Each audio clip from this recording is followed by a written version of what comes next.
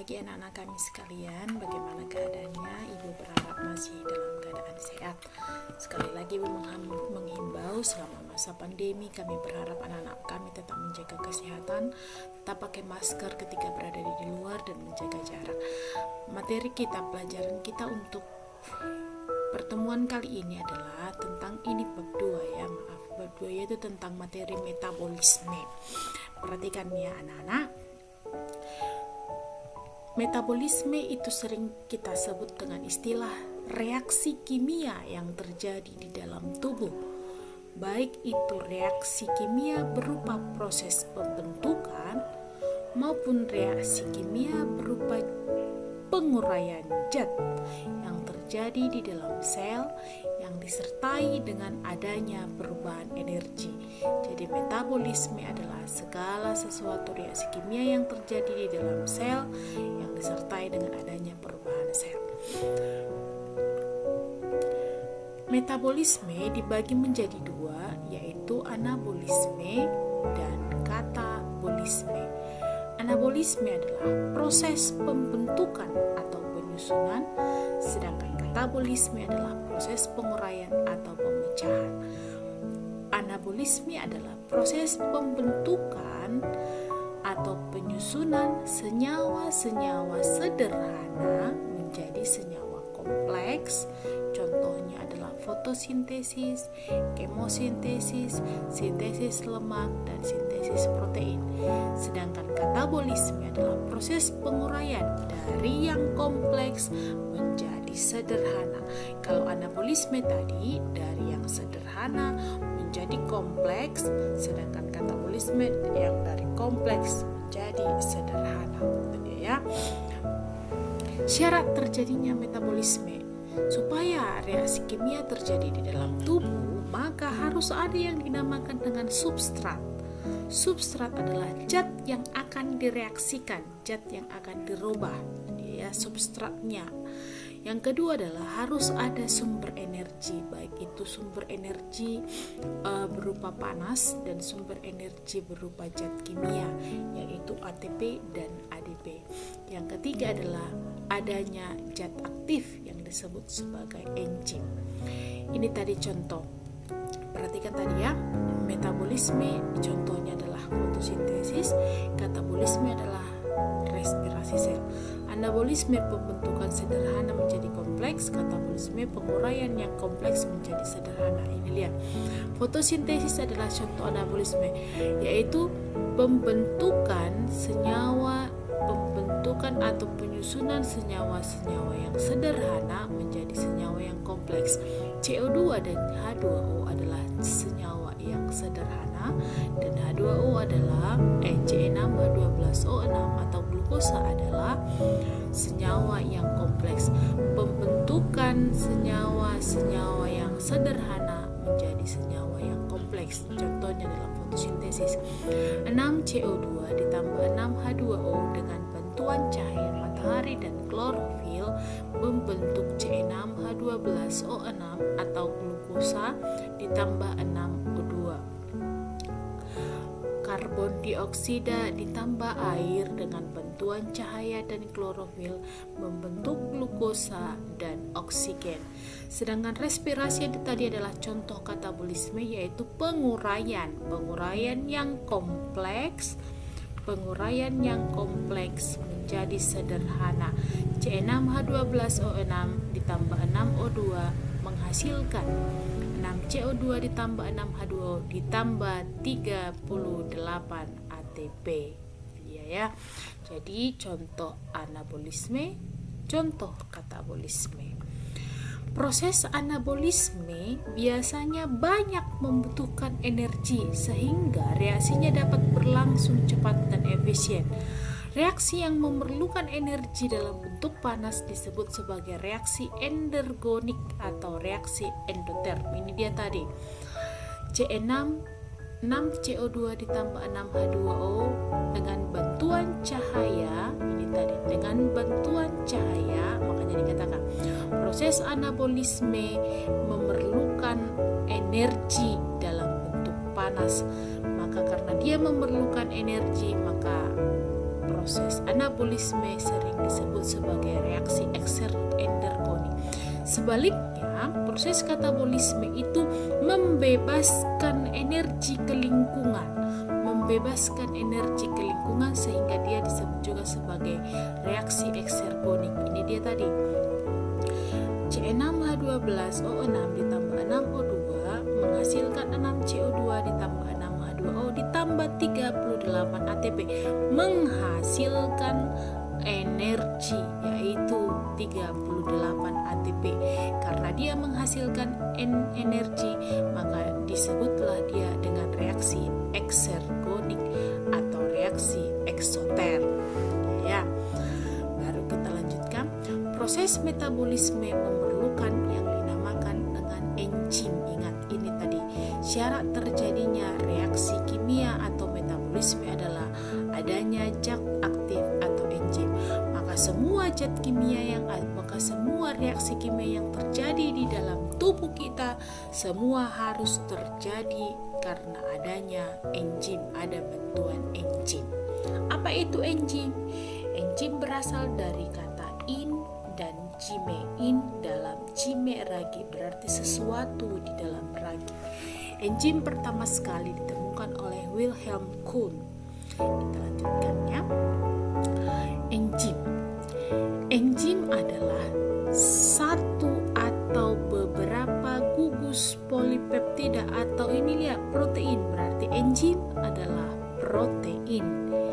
Satu atau beberapa gugus protein yang berfungsi sebagai katalis atau senyawa yang mempercepat proses reaksi tanpa ikut bereaksi.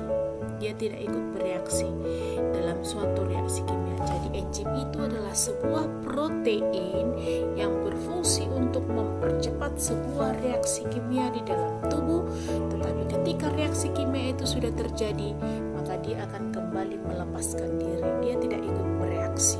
Itu konsep kerjanya ya. Jadi enzim adalah sebuah protein yang akan mereaksikan atau mempercepat sebuah reaksi kimia yang terjadi di dalam tubuh. Tetapi ketika reaksi kimia itu sudah selesai terjadi, dia akan melepaskan diri, artinya dia tidak ikut bereaksi. Maka tadi ini akan menghasilkan sebuah produk.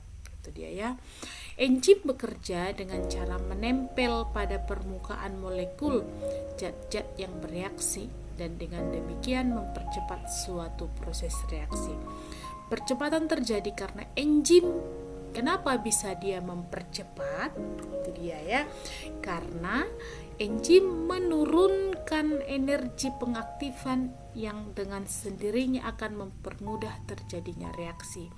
Sebagian besar enzim bekerja secara khas, artinya setiap jenis enzim hanya dapat bekerja pada satu macam senyawa atau reaksi kimia.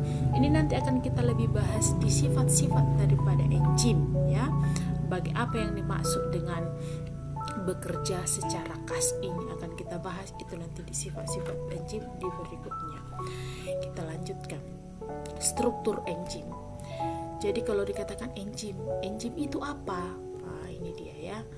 Enzim itu terdiri dari yang dinamakan dengan bahan protein dan bukan protein. Artinya adalah makanan yang kita konsumsi yang berasal dari protein itu semua nanti akan digunakan untuk membentuk yang dinamakan dengan enzim. Jadi itu berasal dari makanan yang mengandung protein yang kita makan atau berasal dari protein yang dibentuk oleh tubuh kita sendiri oleh ribosom. Ingat ya, ribosom itu adalah organel sel yang bisa menghasilkan protein di dalam tubuh kita. Jadi protein di dalam tubuh kita itu bisa dihasilkan oleh tubuh kita sendiri dan bisa kita dapatkan dari luar tubuh, yaitu dengan cara makan, misalkan ikan, telur, daging, dan lain-lain. Dan protein itulah yang akan digunakan untuk membentuk yang dinamakan dengan enzim. Jadi struktur enzim, yaitu komposisi enzim itu adalah terdiri dari protein dan yang bukan protein. Maksudnya adalah protein itu kita sebut sebagai istilah apoenzim, sedangkan yang bukan protein itu disebut sebagai gugus prostetik. Dan gugus prostetik ini berupa koenzim dan kofaktor. Yang bukan protein ini biasanya mengandung sisi aktif. Sisi aktif itu adalah bagian dari enzim yang merupakan tempat terjadinya reaksi. Jadi jika ada substrat atau bahan yang akan direaksikan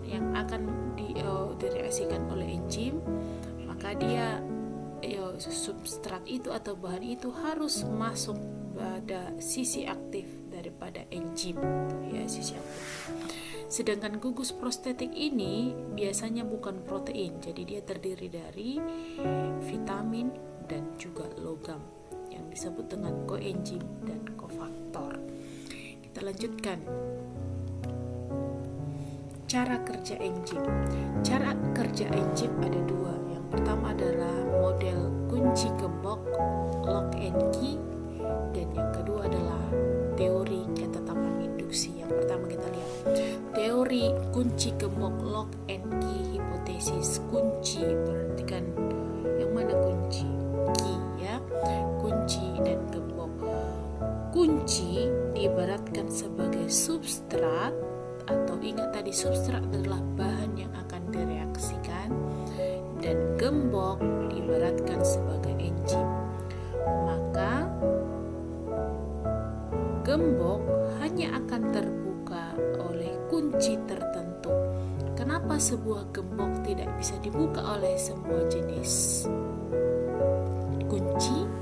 Karena sebagian dalam daripada gembok kita sebut sebagai sisi aktif daripada si gembok itu memiliki kesesuaian bentuk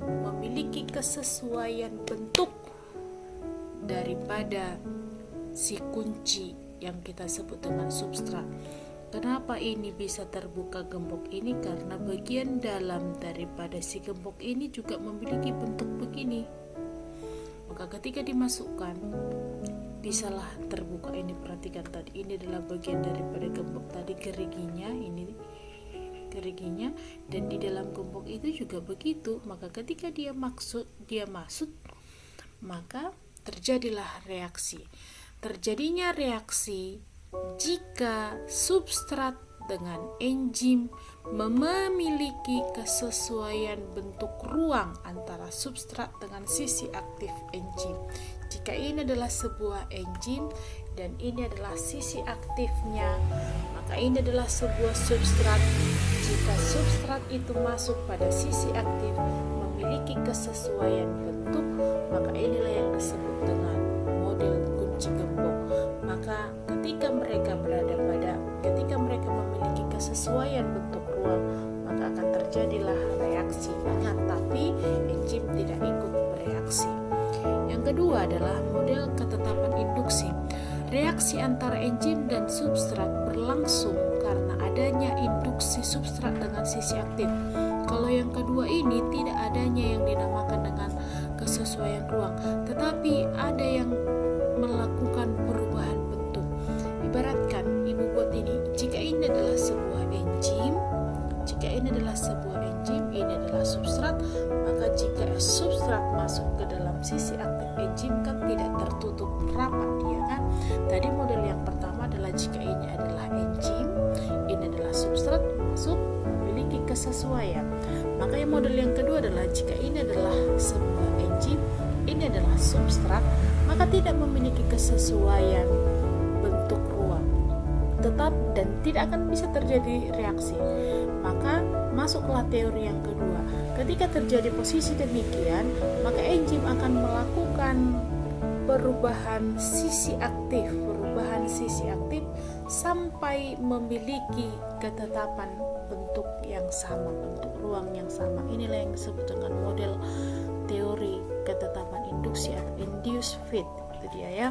Jadi reaksi antara enzim dengan substrat berlangsung karena adanya induksi substrat dengan sisi aktif daripada enzim. Itu dia, ini perhatikan. Ini adalah substratnya, sisi aktifnya berbeda, tidak memiliki bentuk. Tetapi ketika substrat masuk, maka sisi aktif daripada enzim akan melakukan kesesuaian